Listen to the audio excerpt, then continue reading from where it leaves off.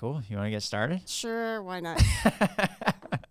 Cool. April, thanks for doing this. I appreciate it. You're welcome. Thanks for having me, Chris Cheine. No problem. So I wanted to bring you in to ask you. I did this all selfishly, I'll be honest. So I wanted to bring you in to ask you about starting a business and just some of the things that you think that are important to look for, to do, to implement your mindset or the actions that you take. I was initially going to ask you about project management because we've worked together at Flightdocs and I learned a ton during that time from working with you. But I figured, actually, let me take a step back and see what you bring to this in terms of expertise, because like all of our conversations, you're probably going to tell me 40 things that I hadn't even considered and blow my mind, and then I'll spend the next 2 days walking around in a daze trying to put it all together. No pressure. No pressure. And then a week later I'll be like, wow, I understand all this shit way better. And you can bring me back for project management. Yeah, and then we can come back and talk about project management when I even have the fundamentals together. But there you go. So can you, if you can you give everybody just a quick background, as much as you want to share? I know you don't like talking about yourself, but do not. Just some background on your past, your work experience, and then maybe a little bit about our time at Flightdocs and then what you're doing now. Sure. So I started my business professional career in consumer lending with the big banks that grew in Wilmington, Delaware in the 80s. So I'm not going to tell you exactly when, because then you'll know exactly how old I am. But let's just say it was the mid-80s. So I started my career with Chase Manhattan Bank. I was in their management development program. I then moved on to MBNA, where I was there for most of my early career.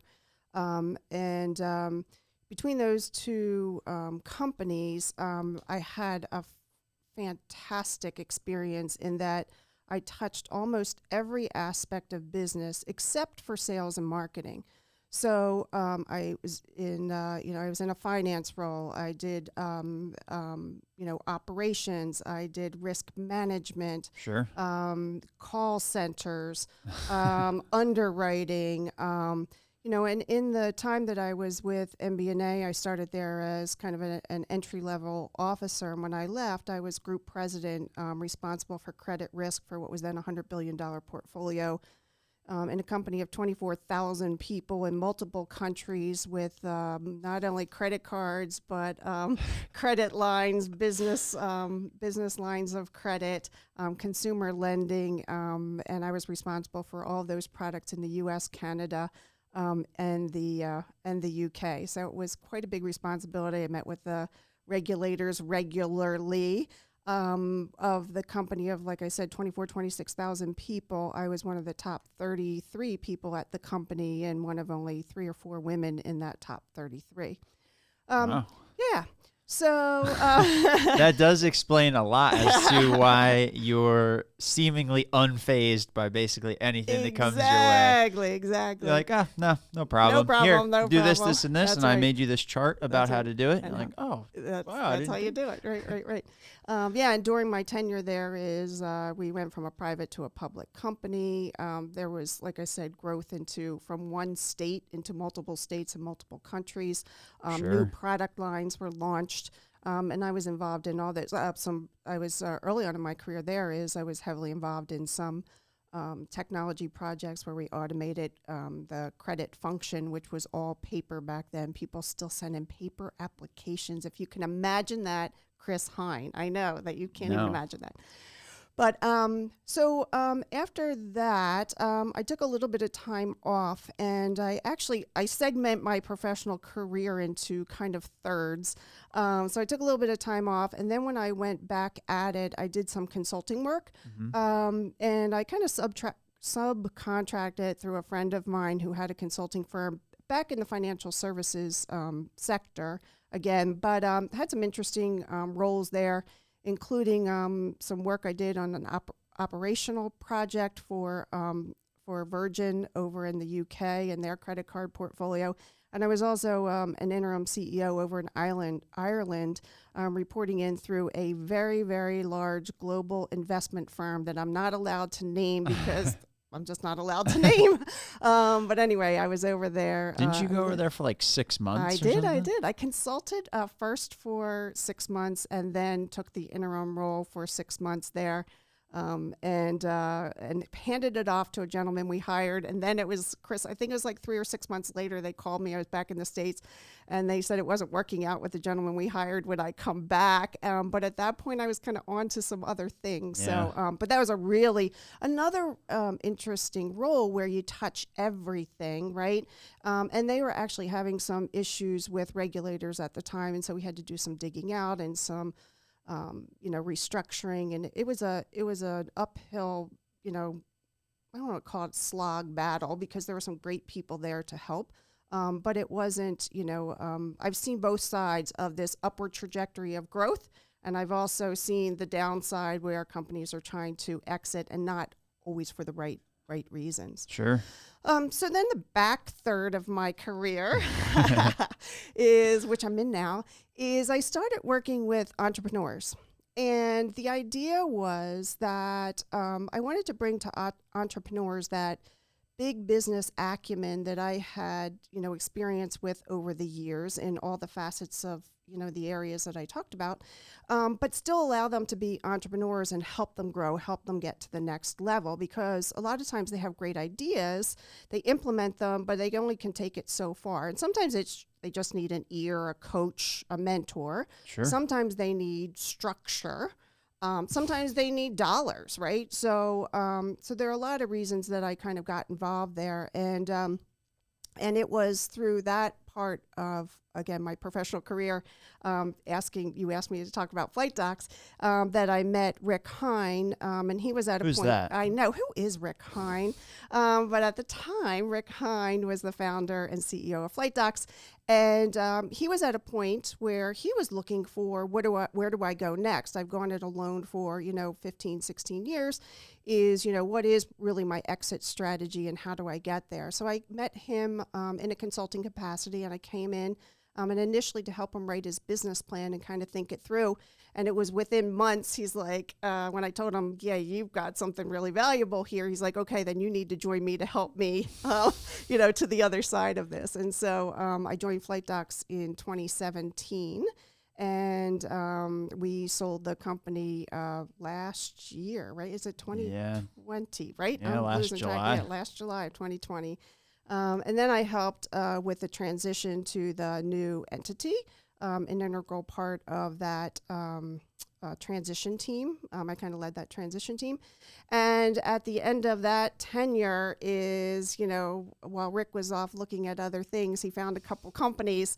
I know. And he came to me and said, what do you think? We can do this all over again. Flightdocs was all about, maintenance management in the aviation space. And so we found a couple companies that were doing maintenance management in the marine space, but they weren't really doing any significant marketing. And we thought there was some great product there and a great market. And so we jumped in and bought a couple companies, revamped the technology in the last 9 months, relaunched it the middle of September, and here we are. Yeah, that's all. That's all. That was very long-winded. I apologize. No, it was good. And I think it's kind of a testament to your career and the things that you've done that you can talk for that long. And I was literally interested in everything that you had to say the whole time. And I kind of want to dive into some of this stuff. So like part of what I noticed with when you came on board at Flightdocs, I think you got on board maybe a couple months before I actually came back for the third time. But I definitely noticed a big change in the structure and the processes that were in place. And there was a lot of questions around like, why do we do things this way? Have you ever considered doing it this way? Right. So I'm just curious. So why did you see like an opportunity to take the things that you learn in these bigger companies where you're running 20, 25,000 people, teams of that size? Like, why did you think that it would be a good idea to bring some of that same stuff to a smaller company? And what did you think the end result would be? Early on, when I started doing consulting with entrepreneurs, it became kind of obvious to me, again, that they had some really good ideas.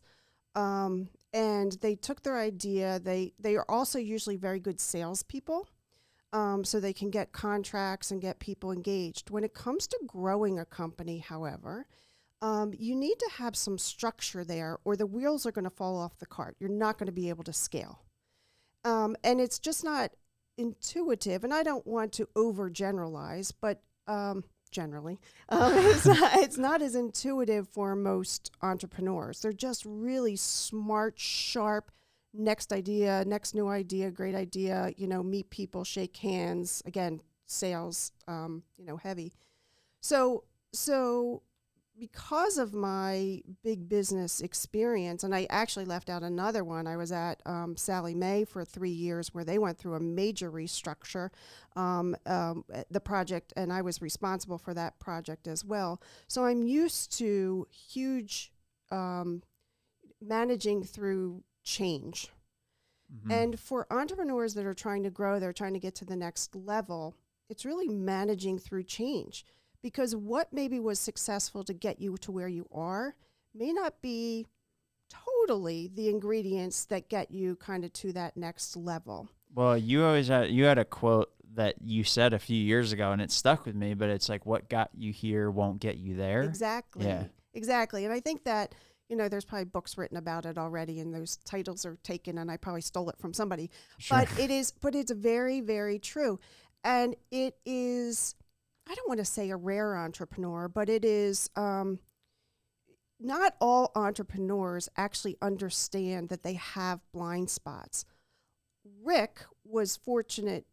I say fortunate enough, that's not the right way to say it, but Rick, and if he were in the room, he would talk about it, is he knew he had blind spots. Like, he knew there were holes to fill. He wasn't quite sure what they were or how to fill them. Yeah. But he was conscientious enough to know that to take this to the next level, I need some ingredient that's missing. And so that's where I kind of came in and helped him. And that's why I think we also make a good team, because I tend to personally focus on more the operational aspect of the business and scaling it. And he's kind of the idea guy. And I think every entrepreneur needs that balance. I said it the other day, yesterday to you, is not every good idea should be implemented. It just shouldn't. And you need somebody there with you that says, hold on a minute, big guy. We need to really think this through, and what are the long-term ramifications of this? Is this the best use of our capital? How's it going to affect the business, et cetera, et cetera? Okay. So when you came in, I know that he talks about some of the pieces and asking about, cash flow and stuff like that. But when you come into a business like that and you go to work with entrepreneurs, whatever size the company is, whether it was around Flightdocs, it had, 50 to 75 people, something like that, or smaller or bigger. Right. I mean, what do you do to actually plug into what the CEO is doing in order to actually grow? Like, where do you target? What questions do you ask when you go in to actually be able to be of use and to implement the stuff and scale and actually get to that next level? Usually the first question I ask them is, what's keeping you awake at night? Okay. And usually with that one question, you get 80% of the way there. Yeah. Because again, even if they aren't self-aware initially, you can usually pull it out of them, is, where the holes are and where you need to focus. So what keeps you awake at night? And anybody listening to this podcast should be asking them the same thing. And what am I doing about that? Yeah. Okay. So what was it? I don't know if you could talk about it. What was it with Flightdocs? Yeah, I guess I wish Rick were here now, because we and I just had this conversation the other day, and he kind of probably articulated it better than I'm going to. But I think it was is there really the ability to grow from where I am? Will the market support it?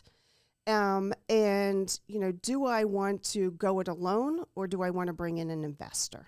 Okay. And how much money do I need to invest to take this to the next level of value, if you will?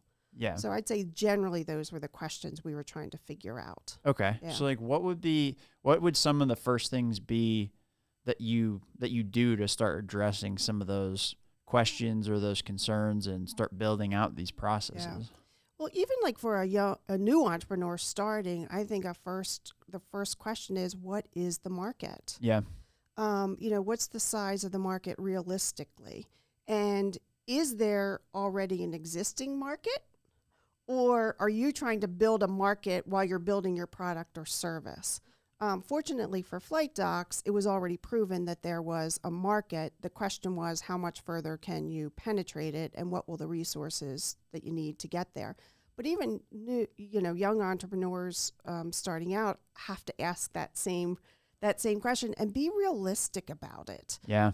Everybody wants to think, they talk about their total addressable market, and if I can, penetrate it by X percent, Y percent, Z percent.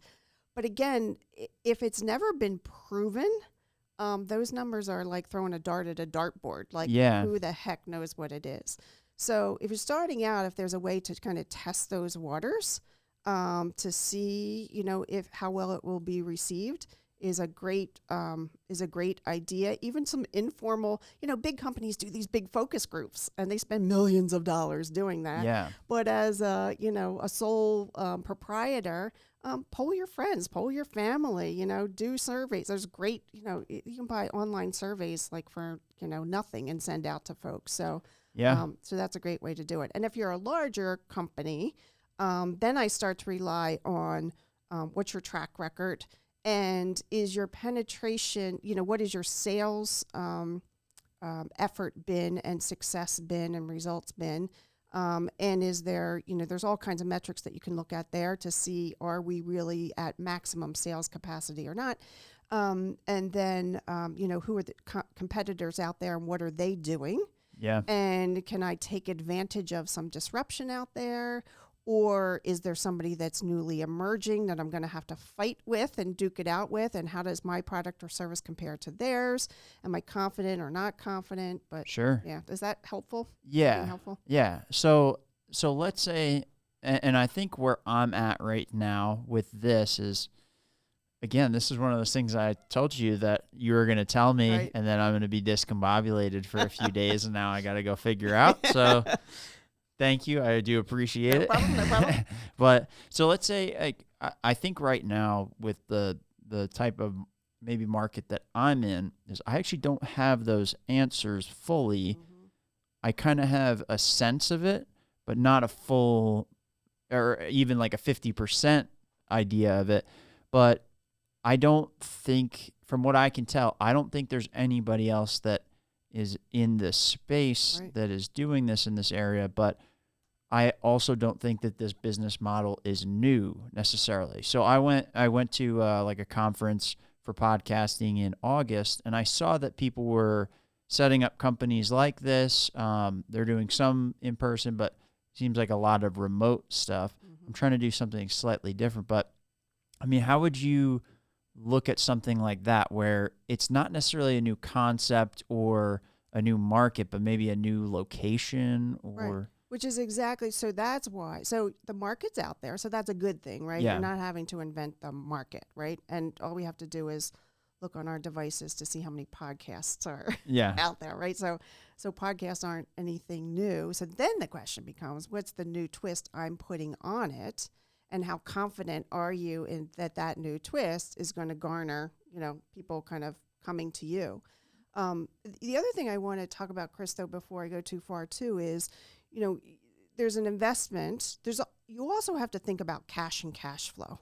Because when you're starting out, like, cash is king. And, and sometimes you have to, you might be you might think that you're at certain, a value of your service. But sometimes to get started, you might go in and get a couple customers, premier customers, for lower than what you want to for the long term. That's okay. Just kind of get yourself started. And Sure. Again, because you're also kind of proving that market. And it's, again, going back to, it's a kind of another what's the word? A focus group, even if it's a focus group of 1 or 2, that can tell you, Chris, this was absolutely fantastic. I've looked and there's nothing out there like it. So thank you very much. And then you can say to them, okay, how much would you be willing to spend going forward for this service? Like I gave it to you for this, but how much, are you willing to spend? Sure. Because I think cash is another important thing that people just, you've heard the term, hope is not a strategy. Yeah, I know a guy that says that. Hope is not a strategy. So, hoping and wishing that you'll make the millions doesn't mean that you will. And so the other thing I think about is kind of best case, worst case, but really think about what your worst case scenario is and how much money you're willing to risk in that worst case scenario. I think that is something you really have to think through and not hide your head in the sand and pretend like it doesn't exist. You can be as confident, relentless in the pursuit of success. It doesn't diminish that by thinking about a worst case scenario. Yeah. It doesn't at all. It's just smart, right? It's smart Yeah. business. And it's almost when you do that, I think you free yourself from that fear because now you've figured out, all right, here's the nut, right? Yeah. I can see it now and I'm willing to take that risk. I am in a position where I can take that risk and you kind of can shed some of that fear and go forward with such confidence and bravado and, whatever else word you want to use, Sure. Well, and so maybe we can get into this too, because that's like, I feel like I have a slightly different approach. Okay. I may have slightly different goals than most entrepreneurs as well. Okay. But my thing is like going through these, kind of getting to that point of seeing where that end is, and if you're willing to spend that money. Mm-hmm. Part of it is for me, it doesn't like alleviate that stress. It doesn't alleviate the worry or anything like that. But for me, what it does is it at least lets me go in, identify that thought process in my head and see where I'm getting these like pieces of stress or pieces of anxiety. And then I can go back and be like, oh, it's because I just spent $6,000 on camera equipment and I'm really fucking nervous about that. But also I did it because over the past few weeks, I was looking at these different costs, things that some of my customers are looking for, the quality. And I think based on what I've talked to them about, that this will actually be a good move. And in turn, give them better quality, give me a better showcase for other customers, things like that. Right. But it doesn't make me I guess less worrisome, but not more like bravado. I don't know. So, no, that's interesting you bring that up. So maybe I didn't word it perfectly because what motivates you is that stress. Yeah. You know what I mean? Is you need to have a little bit of that fear, kind of that fear of failure to some degree. Yeah. A mutual friend of ours, Carl Fisher, always says is, do you want to, how's he say it? Do you want to, do you love to win or hate to lose? There you go. Yeah. Right. So, and so if you hate to lose and you don't want to lose that nut, that's a motivator for you. Right.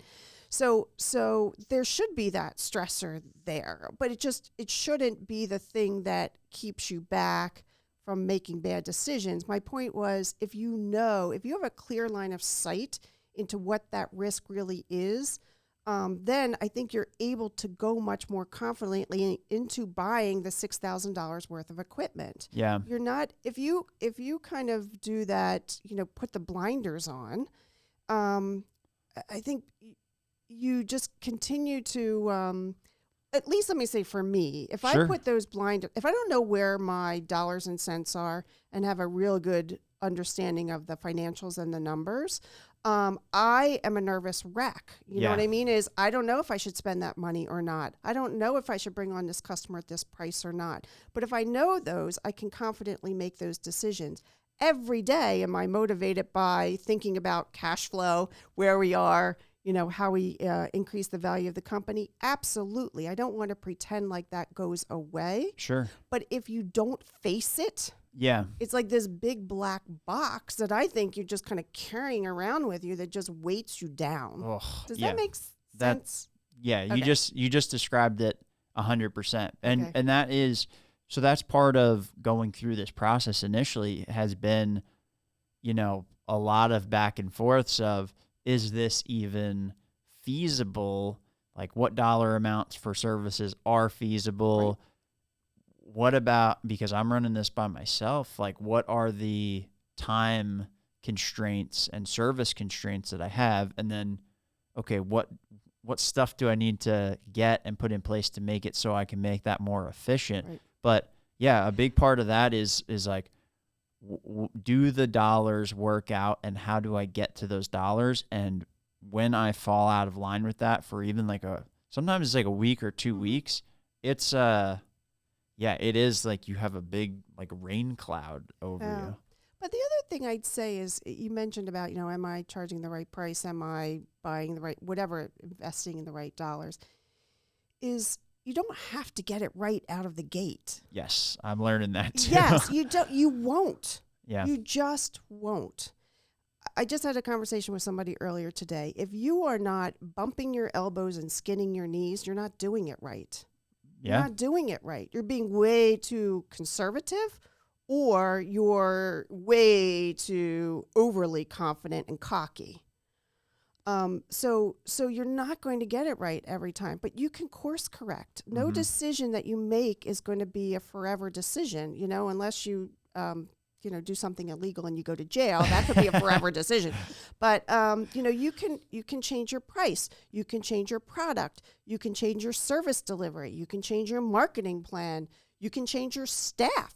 You can name something that you can change all of that. Yeah. And so I think the other thing is, don't be afraid to get it right. Remember, you and I discussed, here's my little pit wop, right? Do you remember pit wop? Greg and I actually talked about pit wop on this very podcast. Yeah.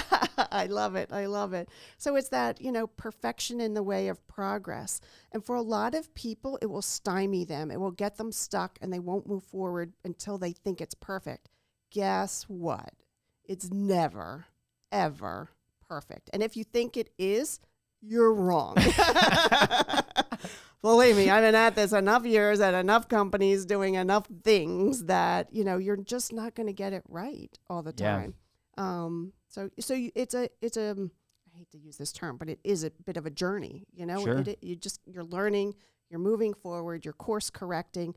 Just course correct. I think people get really freaked out by that, and I don't know why. Yeah. Well, it's like kind of that sunk cost fallacy, maybe that kind of thing, where it's like, hey, I've spent all this time doing this, I got to stick with it, right? Type thing. Yeah. I mean, I do understand the logic, because you also got to find that balance of like, well, I did invest all this time. Like, am I just going to bail on this? Or like, hey, this is not going to do even remotely what I thought it was going to do. Right. I got to change things up pretty quick. Yep. But yeah, I think you're right. That cash flow piece is really that's an eye opener in terms of where you need to go with things. That was one of the biggest like smacks in the face with starting a business that I just didn't even know. And the way I think about cash flow, it's a guardrail for you, right? What do you mean? Meaning that if you're kind of going down this path, and cash flow is getting tight, and the guardrails kind of are moving in a little bit, you may be making a little bit of a different decision on an investment, or you might kind of put the investment off in the future until you kind of build up your cash flow. So I call it a guardrail, right? It's not a fast, what's the word I'm looking for, Chris? It's not like a hard rule where you have to like, if I have like 100,000 or less than that, then this is going to happen. Yeah. Like it's okay. I see what you're saying. Yeah. So it's like a fluctuating meter that can guide your decision. So if you've got lower cash flow, we're going to do a few more days of research on what we're about to invest in to make sure we get it totally right. And if you have higher amount, we need to move fast, spend a few extra $1,000s on something to just like get it done. Would that be like an example? Yeah. And it's usually a little bit more complicated than that, but yes. But generally I'm going to say yes. I mean, sometimes even with low cash flow, it's like, I need to make a decision. I need to make a decision quick, kind of thing. So but yes, generally speaking, what you're saying is, can I afford to do this? And even if I can afford to do it, does it make sense to do it? Is this going to bring me my next revenue dollar or not? Or is it just some shiny object that feels good to me? And so I'll implement it because I think people will like it versus, you really know. And you don't know 100%. There's no crystal ball for you. So how have you figured that out in the past? Yeah. Like with that frame of mind, like any company that you've been at. I tend to go to trusted, I'm going to call them advisors, but I don't mean they're formal advisors. Go to people that I've worked with in the past that are going to have a good opinion on this for me. And I'll survey, a couple different people. Here's the crossroad I'm at. Here's the background of the situation. What do you think? And there'll be people that are in investment banking. They might be people that are sales and marketing, geniuses. They might be a family member who had a failed business in the past. Sure. They're great people to ask, as well as what happened, So I tend to gather data. Okay. And by data, I don't necessarily, you can do some market research again and you can Google any friggin' thing these days, right? But to me, is go to some learned people that you trust, and just get some opinions. But at the end of the day, you got to trust your gut. And sometimes, like I said, you're going to be right, and sometimes you're not. And if you're not, you course correct as soon as you possibly can. Sure. Okay. And do you even in that case look at different employees that are in certain positions dealing with certain customers and things like that? Absolutely. That's yes. So I trusted advisors. I'd go to kind of my senior leadership team. What do you guys think? Let's get so-and-so in here who's been talking with these customers because they're on the front lines. They're going to know a hell of a lot more than any of us sitting around an executive conference table, right? Yeah. So bring them in, tell me what they have to say. Yeah. Absolutely. Okay. I've done, in the past, when I was at some big companies, just trying to get a feel for things, I would actually listen to customer calls from our call centers just to gather data and get a feel for things, Sure. and get a feel for how this is going to, be received. Sure. What customers are calling in about, what their questions are, Yep. maybe the top reasons why people are calling in and things like that. We did, in the financial services industry, if we did price increases, a good way to generate revenue is on your existing base. And if the market will bear it, you increase prices on the customers you already have. You got to think about how often you've done it. If you've never done it, it's a great opportunity to do it, especially if you're giving them new services and functionality. But I remember, we did the price increase and then I jumped on the phones to hear what customers were saying when they were calling in, monitoring how many customers were calling in, how many were kind of accepting the terms versus not. And then, whether we need to make any different decision than what we had. Fortunately, it was a good call when it worked, but yeah. But Sure. that's another, yeah. Well, and I don't know if you want to talk about this or since it's such a hot button thing in the news right now with Southwest and everything that happened, but I don't know if you want to comment on it, but it kind of sparked something in my mind where they put this mandate in for their employees, and I think that was a big driving reason why a lot of people resigned, and then you had all of these flights that were canceled and kind of threw everything into turmoil. Part of that, I don't know what the question is, but it's part of me is I feel like that's not great decisions by leadership or foresight that you would make an action that would have such a consequence. What are some things that you've seen maybe in other businesses that you've been that have been similar to that maybe people could have known or could have avoided if they were maybe more tuned in? Yeah. So big companies like that, make decisions based on several factors, right? Coming from the big companies that I came from, let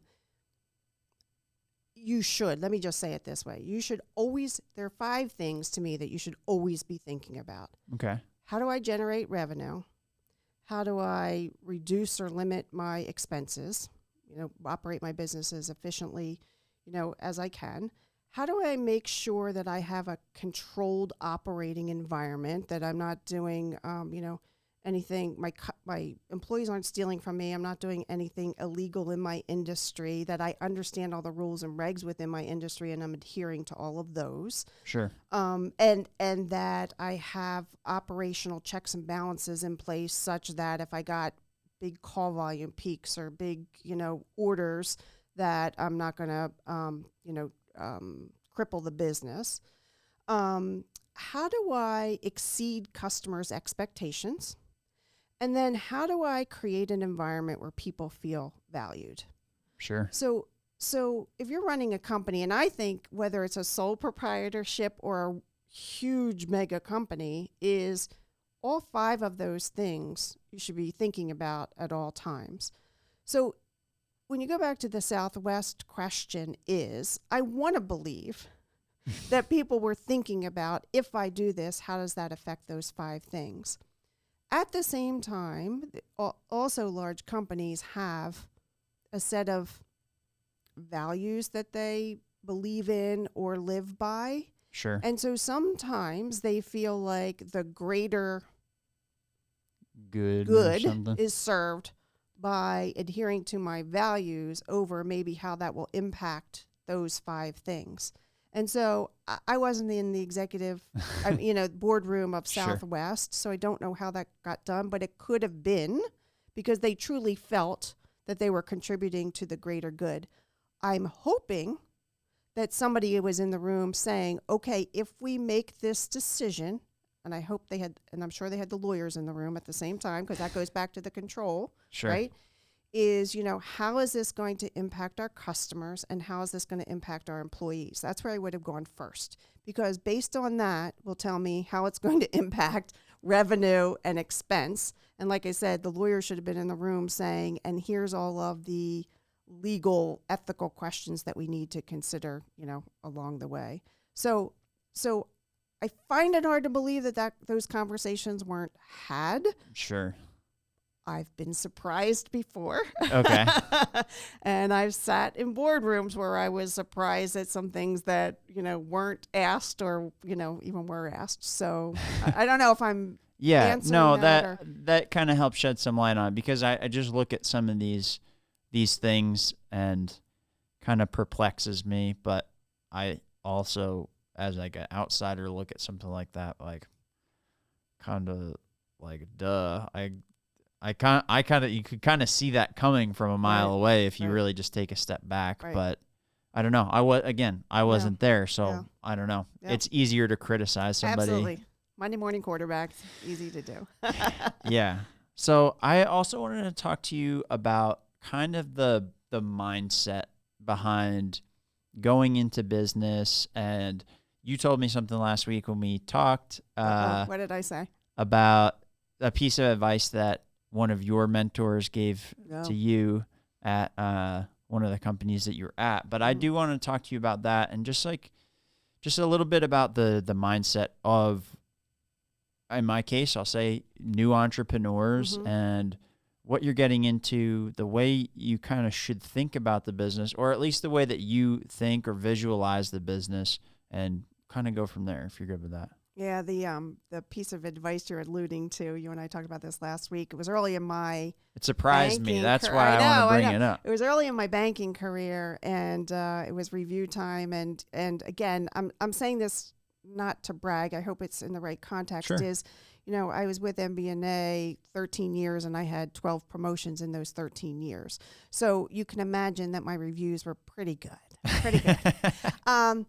And there was a gentleman that was my mentor through most of those years, and it was early on, and he said to me, you're too nice. And I said, what do you mean I'm too nice? Like, that's part of my shtick. Like, that's part of who I am. I get people to come together around a table, get everybody marching, to the beat of the same drummer. And, people like working with me, so they'll invite me in. They don't kind of strong arm me away.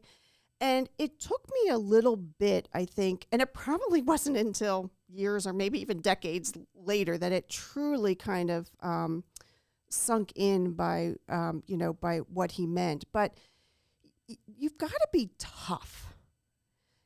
If you're going to be, and this was in a big growing, what was at the time a very entrepreneurial company. It was, be careful if you had a good idea, because the next question was, how are you going to, and when are you going to implement it? So it was a very entrepreneurial company, even though it was a growing, large, corporate, soon to be, public company. But, when you get into being an entrepreneur, you've got to have this toughness. I like the word grit. The other day, I was working on a blog, and I wrote down the word ruthless. And I was like, that's an interesting word that has a lot of negative connotations. And anybody that knows me, and I think that's why you were kind of so perplexed by where are you going with this, anybody that knows me would say, oh my gosh, April's the nicest person. Like, she can chop off your arm, and then your right arm, and then you offer up the left arm, kind of thing. And you say, thank you, kind of thing. So people wouldn't describe me that way. At the same time, there is a toughness that you have to have, this relentless pursuit of success. And I use the word ruthless in a positive way. One of the things I talk about with people when we're making tough decisions, especially if it comes to hiring, firing, unfortunately, decisions is, this is not a nonprofit company. This is a for-profit company. And I would love to hold on to everybody and make sure everybody has a job. And if, somebody's underperforming, that, we can work with them till the cows come home to kind of get them there. If you're running a company, though, that you are bootstrapping yourself, you just don't have that luxury. Yeah. And that, for some people, feels very harsh and very cold-hearted, and that's where that word kind of ruthless kind of comes in. I don't see it, though, as a negative. Yeah. And if presented in the right way, not being mean about it, being factual and having people understand we're running a business, here's where we are, here's what we need to do, I find that those conversations actually go well. And people that I've actually had to let go in the past, I keep in contact with, and I, have good relationships with. And sometimes when I can bring them back in another way, I do. Yeah. So that's where, you're too nice jumps to me to the grit, toughness, and that touch of ruthlessness. I don't know. Do you like that word or you don't like that word? I got to figure out. I'm going to figure out if I'm going to write this blog or not write this blog. Write the blog. Do it. No, I understand what you're saying, though. And I think the way that you, correct me if I'm wrong, but I think the way that you're looking at it and why you say ruthless is because you don't want anybody named Ruth there. But on the other side of it. That was such a dad joke. Good job, Chris. You're preparing. Just getting prepped. Just a couple of days away. Just be around the corner. So I love it. But also just like the pieces that little kind of wiggle room, especially as like a smaller business of like taking, somebody that's underperforming or something in the thing, because you don't really have that luxury and the money is just flowing out, you've got to pick one route. It's like the nice and deal with the bullshit, or get that piece of ruthlessness and be like, hey, look, I don't do this to be mean or to cut you out or because I hate you. We've got a mission. You're not adding to the mission. We've got to get rid of you and keep going. I don't know. I think I understand what you're saying. It's not about the fact that it's not working out. It's about the fact that this particular thing is on a mission and moving forward, and that is more important than maybe your feelings or the situation. Yeah, I wouldn't even say more important, right? To me I think people really got caught up in, they mesh together the emotions and the business. And look, if you're passionate about something, is you're going to have emotions, right? And you want employees to be passionate about what they do and committed to the company, and you need to be that way too. As the leader, though, you sometimes have to pull those things apart. Like, there are people that I absolutely love and adored that I had to say goodbye to. And it wasn't even maybe sometimes because they were failing. It's because we were restructuring the company. If I go back to my Sallie Mae days, we let 7,000 people go. I mean, it was like a huge, I don't know if it was 7,000. It was less than that, but it was thousands and thousands of people. Sure. And there were some good people in there, but we were restructuring the company. And so we had to make some really hard decisions. And so it's kind of sitting down and being business and factual about it. This is nothing personal. You're a friggin' fantastic person. I'll write, reference letters for you till the cows come home. Unfortunately, here's where we are. I mean, I had to go into Cheine, Texas, which is outside of I guess it's an army base there in Texas, and shut down a whole operation. And that's, Chris, where they carry guns in the back of the trucks, Yeah. I was like, oh boy, this is really scary. But it was the right thing to do for the company. And so that's the tough decision that we had to make. And I just had to be as factual as I could, as compassionate as I could. We had HR people on staff to help people with their resumes and job placement and, so doing all of those things. But it doesn't, so caring doesn't preclude you from making those tough decisions. And that's where I said you have to be, that's that grit, that little bit of edge is, because if you're in the too kind, going back to the words that, echo in my head for forever, you're too nice, is you can hesitate on those decisions. Yeah. And you kind of could use the niceness as a way to try to avoid those tough situations that could ultimately be, even if they're not the life and death of your business, which in some cases they could be, but they're the future of your business. Right. They're the future success of your business. Right. And then I guess that's one of the things that you got to wrangle with too is, by being nice to some and avoiding these conflicts, what bigger risk, like what do you ruin for other people? That's right. Is there a bigger chunk of people that you'll actually kind of ruin their lives? Exactly. There's a lot of phrases that get thrown around in business, like you've heard, rip off the Band-Aid, fail fast. I mean, I think they're all kind of getting at this same kind of concept. Yeah. To do it though, is a whole different, it sounds good in theory. It's just you've got to look at yourself and say, am I the person, that can do that? Yeah. So and actually I think it is a fluid conversation that's ongoing, just like these business ideas. There you go. Well, so actually real quick, if I can ask you, so what do you feel like the management program at Chase did for you in terms of being able to like go into another company and then jump into these different roles? I mean, do you feel like that early part of your career had a big or a small impact on your ability to do that later? It's a great question. So, if I think back on those times, it was like a 12-month rotation program. So you went from area to area. I remember taking the train from Wilmington, Delaware, up to New York City because Chase was actually. I used to stay in the Vista Hotel in the World Trade Center. Really? Yeah. And then you get walk down the street to 195 Broadway was where Chase. I don't know if they're still there or not. I should look that up. But anyway, so it was a great it gave me the confidence that I could go into any area and be successful. Mm-hmm.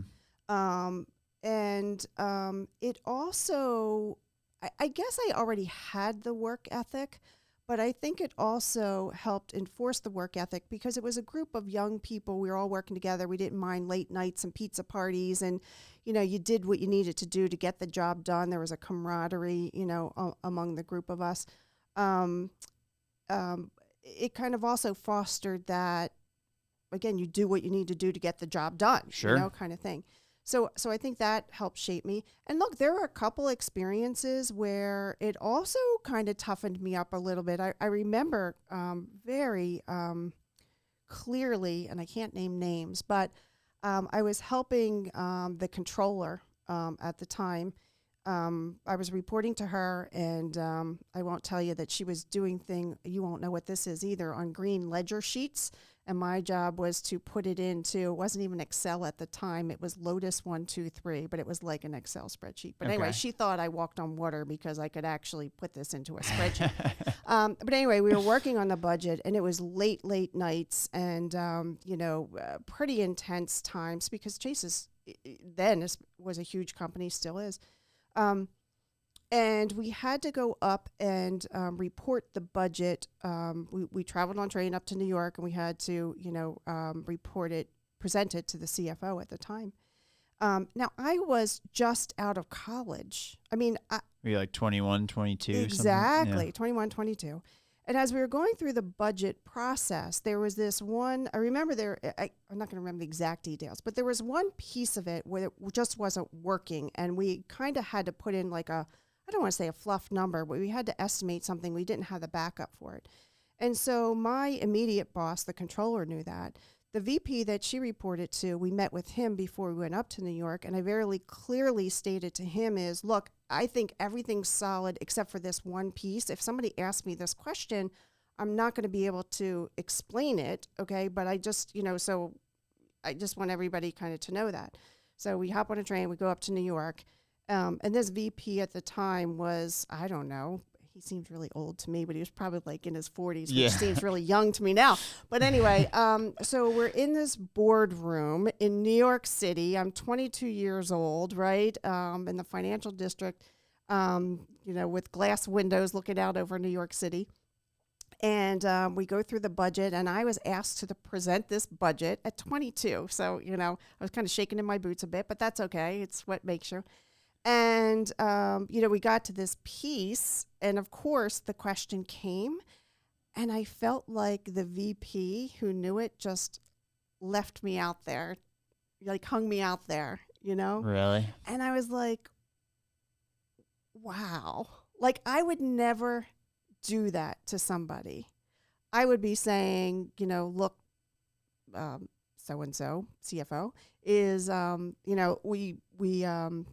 these numbers are sound. This is one area. It's a great question. We actually don't have the answer for it yet. And so I kind of ended up saying that, but it's something that we'll continue to work on and hone, and we'll figure this out and, blah, blah, blah. But I just remember that moment where I felt like nobody had my back. And it was this feeling that I was like, I will never let anybody feel like that if they work for me. I will never let anybody feel like that. I want to push people, and I want to, get them out there at 22 years old presenting, to the CFO of some major corporation too. Yeah, throw you to the wolves. Exactly. I'll be at the side of the den. I will be. And, if I had been in the room, we got to that, if I had been that VP at the time, we got to that question, I would have answered. You know what I mean? Yeah. I don't know if that's a good example or... No, it is, because it's one of those moments where you kind of see sometimes like how the world really works. It really is, yeah. And it's one of those kind of letdown pieces. Yeah. But it also does toughen you up. It does. But it's also a reason, actually, I went, I got approached by somebody that had left Chase that was in the management development program, went to MBNA, and happened to call me to come over to MBNA after that occurred. And I was like, I'm in, because, this is maybe not the company that, I thought it was. Well, it kind of comes back to that piece of like how you treat your people. Absolutely. And the things that you don't maybe think about or anticipate have consequences that you maybe didn't think about, and you kind of can get blindsided by. Yeah. But it's interesting going to those kinds of companies because...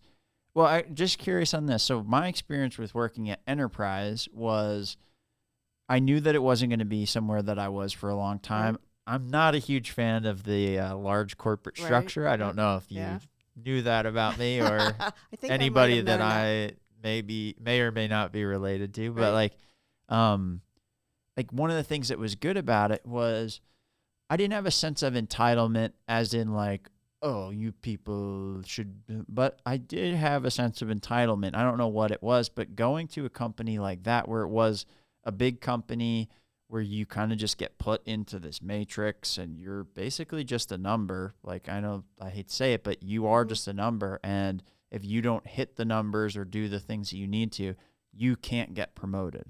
And actually, at a young age, that was good for me to go through because it did kind of make me deal with some of my own bullshit. And when I wasn't performing and they weren't giving me the chance to be promoted, I was like, do the pouty kind of thing. And then you hit a certain point where you're just like, all right, I just got to keep working and do this and move up. And then I could move up, and then I was successful. And then I was like, okay, now I can actually leave. Yeah. You kind of had to get over yourself a little bit. I had to get over myself. Do you feel like that early experience helped you do that? Yeah. Or did you maybe not even have that problem? I don't think I had that edge to me. I don't think I think going back to don't be too nice, like I was on the other side of the spectrum. Yeah.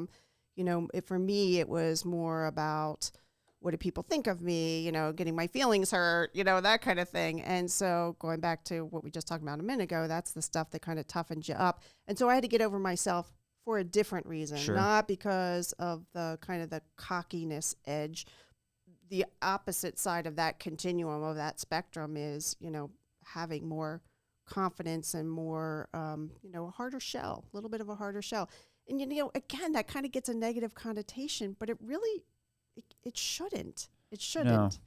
No. Well, and plus even the times that we've worked together, it's been, I think you've got the disposition to be nice already. It's just kind of like an addition to you, because like you've always been nice when we're working together, but at the same time, when you're sitting there, like the 6 or 9 months that I worked directly for you, when you're sitting there, I'm taking notes, I'm paying attention, I'm doing all this stuff. So like, April's not going to say this again. Yep. So, and when I leave, and I call you out for your bullshit, right? Yeah. I mean, I'm not going to not call you out for your bullshit, Yeah. right? And not that you had any, Chris. There's no issues ever. No, it was perfect. It was a perfect employee. Thank you. Actually, if I could be honest, this is really why I brought you on here, is to get this confession. There you go. But no, I knew when I left, I was just going to be like, shit, I better come back with something. Right. Or this isn't going to be good. Right. It's going to be the nicest arm chopping. Exactly. Rick Hine calls it the Jedi mind trick. I just do this to people. And they're like, oh, yes. He's like, if I did that, they'd be pissed and, quit and blah, blah, blah, blah. He's like, you do it. And they're like, oh, thank you. Yeah. Maybe he just needs to work on his Jedi mind tricks. Yeah. But cool. Well, thanks for coming and doing this. Oh my gosh, this was so much fun. I will come back anytime you want me to. Hell yeah. Okay. Well, so all right, before we wrap this up, sir. Where can people find you? Yep. Thank you're you. writing a blog. So where can people find your stuff and connect with you? Yeah, a couple things because we don't let any grass grow under our feet. So right now, I am the CEO of Baxter Marine Group, the marine business we talked about early on. And so I am a Stercula at baxtermarinegroup.com. And we're on LinkedIn. I'm on LinkedIn personally, and we also have a LinkedIn page for the company. And just to plug the products under Baxter Marine Group, we've got Vessel Vanguard. Visit vesselvanguard.com and seakits.com. And we're also, as you know, because you're going to be helping us, is we're also soon going to be starting a consulting company targeting entrepreneurs who, again, are trying to grow their businesses. Not sure how to get to the next level. And so there are a team of us that are going to be working on that as well, because we don't have, you don't have enough shit going on. Exactly. Cool. Well, thanks, April. I appreciate it. You are welcome. Again, anytime, Chris. Thank you. All right. Thanks, everyone. Have a good night. Cool.